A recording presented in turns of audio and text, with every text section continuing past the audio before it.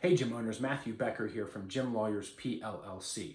Unfortunately, in this video, we may have some bad news for you.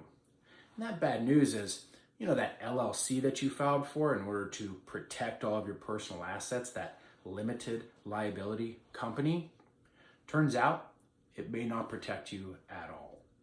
You see, there's this legal principle known as piercing the corporate veil. It sounds really exciting, but it's really dangerous. And what that allows a savvy plaintiff's attorney to do is to come into a lawsuit and push aside your LLC and get after all of your personal assets. So here's 3 ways that you can help protect yourself against piercing the corporate veil. Number 1, have an operating agreement. We are into constant conversations with gym owners, new and experienced gym owners, about the need for an operating agreement. If you're running your LLC and you're running your gym, you don't have an operating agreement, you can kiss that LLC goodbye. If you ever end up in a lawsuit, that's going to be a surefire way that an attorney is going to be able to bypass your LLC and still get after you as an individual. Number 2, keep your money separate. The money that comes into the LLC or into the business needs to be separate from the money that you use for your own personal stuff. That means you can't drive your personal vehicle to the gas station, pull out your business credit card, and go ahead and pay for your gas. You can't swing by the grocery store on the way home and pick up some groceries on the business credit card. You can't take your friends out to lunch and just call it a business lunch and charge it off to the business. This is called commingling of funds.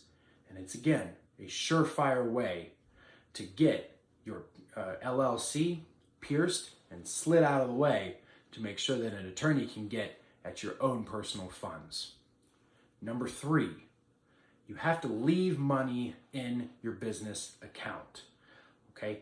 Each month, all of that money that comes in, especially if you're just a sole proprietor LLC, that your tax designation is a sole proprietorship, meaning every dollar that comes in is all your money. All you got to do is take the taxes out, and you can technically take all of it and put it in your own personal bank account. Yes, that's true. However, if you take so much money out of your business that you leave your business insolvent, meaning you don't have enough money in your business account to cover any expenses or other problems like your lease or other debts or paying for that loan you took, whatever it is, if you don't leave enough money in your account to cover your base expenses each month, you've now deemed your company to be insolvent. And that means all that money has gone over to your own personal account.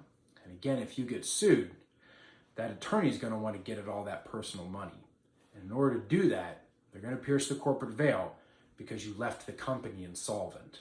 So leave some money in the account to cover those expenses. If the worst happens, you want to make sure you're protected. That's why you have an LLC. There are more things that you can do to protect yourself, but these are the 3 big ones. Make sure you have an operating agreement. Right? Make sure that you keep the business money and your personal money separate. And make sure you keep enough money to cover your expenses in the business bank account at all times.